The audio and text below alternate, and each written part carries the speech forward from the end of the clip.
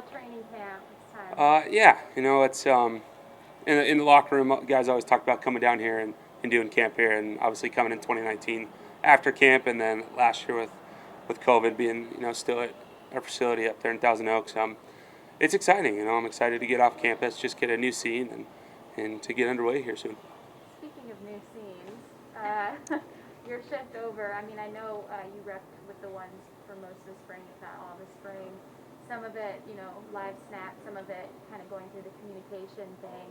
How has that been going for you, and what do you know more about now than maybe previously when you played guard? Yeah, moving inside to center, it's really nothing new for me. I did enough of it in Cleveland, where there's a backup spot if their starting center was getting some practice off for injuries, or even in training camp down there, and a lot of preseason game action.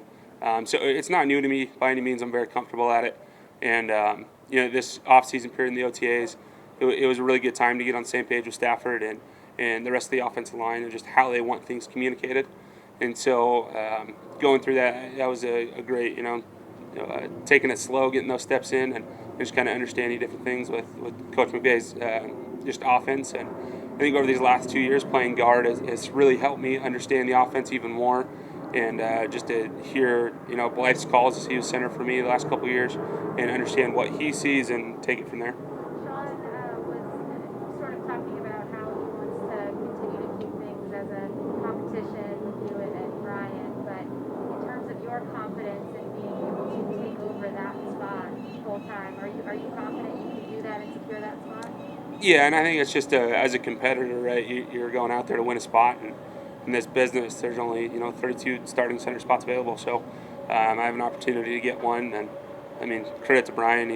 We push each other, and he's such a great competitor. We actually kind of figured out that we wrestled back in 2003 up in a big tournament in Reno, and so we kind of joke about that all the time. And I can't remember if specifically we wrestled, but he got third in the tournament and I got fifth. So that was pretty fun to find out when I first got here. Since you were traded here a couple years ago, what do you think's kind of flipped and what's kind of been the key to just your career taking off the way it has? I think a lot speaks to just getting a new environment.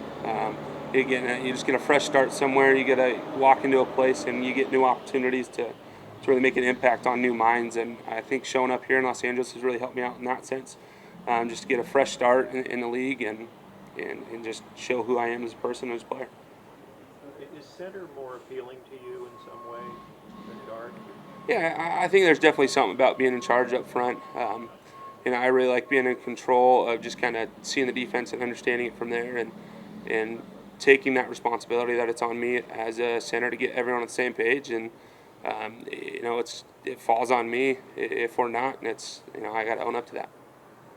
How did those experiences playing center in Cleveland, help you as you're kind of getting back to that position and wanting it again here this offseason and all that? Yeah, I think playing center in Cleveland, having so many snaps in my belt there really just allows me to come in here, and it's really not a new position, right? And really my time in the NFL is, going into my, brand new position again for another year, and, 4 O-line coaches in 4 years, and it's so I'm just getting used to the change as part of it. So I think that will really help me just understanding how to be flexible and how to adapt to a new role, and I mean, it's nothing new by any means. And you mentioned a new offensive line coach. What has it been like working with Kevin Corbett so far? Yeah, we got those four solid weeks of OTAs with Coach Carbs, and he's just a great coach. And I think we were all just kind of in that moment of figuring each other out, earning respect for one another, and bonding. And unlike last year when we had no OTAs, I think this was a good time for a new coach to come in and get his bearings right, moving from college up to the NFL, and just understanding different schemes and as players what we need differently than college athletes. And he did a great job, and excited to get back to work with him. You guys had to go without Andrew for half a season. What's it like to have him back and know he's the anchor of things again? Yeah, I mean, Andrew is just a phenomenal guy and player, and truly just a one of a kind in this league. For him to be, approaching 40 and still playing at such an elite level is amazing. It's a credit to how he takes care of his body and just the mental prep that he does. We as an offensive line, we all worked out in his garage, and just that bond that we created there is truly special, and I mean, it just speaks volume to his character that he's willing to have us all over there and just take us under his giant wings that he has, and just can't speak high enough of him and thank him for everything he's done for this line, and excited to get him back and get him another chance. What kind of a gym does he have in the garage? It's been a piece by piece getting there, and we've kind of just thrown it together. If guys have equipment, they bring it over and we all use it, and so it's really come a long way since the start of quarantine last year. That's for sure. Are there like any unwritten rules, like one guy picks the music one day, another guy? No, we just let the big fella decide. He does a great job of changing it up, and then he'll ask guys too, and he does a fantastic job of keeping us on our toes. In terms of details about the surroundings in it, what's maybe one or two pieces of equipment that we're like, oh, okay, cool, we've got that now. We've added this now.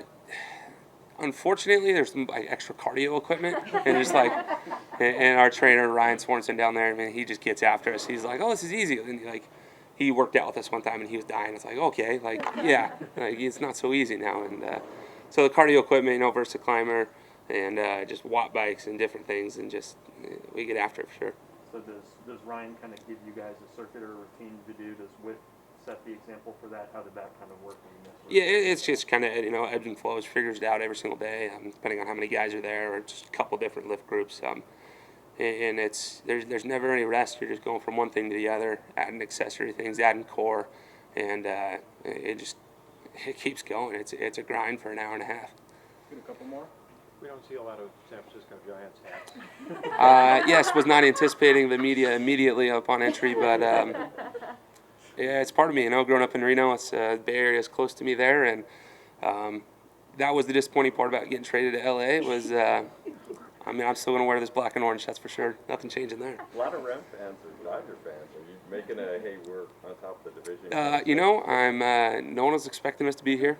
We're happy to be here right now. Our bullpen's been great. We've been relying on home runs for sure. Hopefully we can keep those going. I was at the game the other night, and Henley kind of struggled back-to-back nights, and the fans were not happy, and that's for sure. But I was ecstatic. I took my son for the first time. He saw his first win. It was a great night.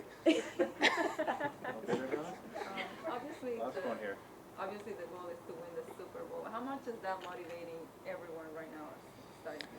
And when I showed up in 2019, that kind of whole mentality of coming off the Super Bowl run that year, and things weren't going as well, and then last year to get back to that playoff, where we were supposed to be, and we kind of understand now of what more it takes, how much this game really takes to get to that elite level, and we're just excited. We understand that it's not going to be easy, and to come so close last year there into the divisional round, and just 2 more games you would have had done, right? You play so much. I mean, starting here in July, just to make it to February, and that's a long time. That's a long grind, and we're excited for it. I mean, why else to play this game, right? That's that one goal everyone's trying to achieve. So few have achieved it, and we get the opportunity this year to go do it. So we're excited. Your quarterback is friends with Kershaw. You realize this is a problem. Yeah, no doubt. There's a little issue there. My wife's from Texas. They're from Texas. So hopefully they can just bond over that instead. We won't worry about it. Sit in the other room when the game's Exactly, we'll figure it out. Big game tonight. They're up in San Francisco, so it's always on the mind when we're watching. All good. Thank you, everyone. Thanks, guys. Appreciate you.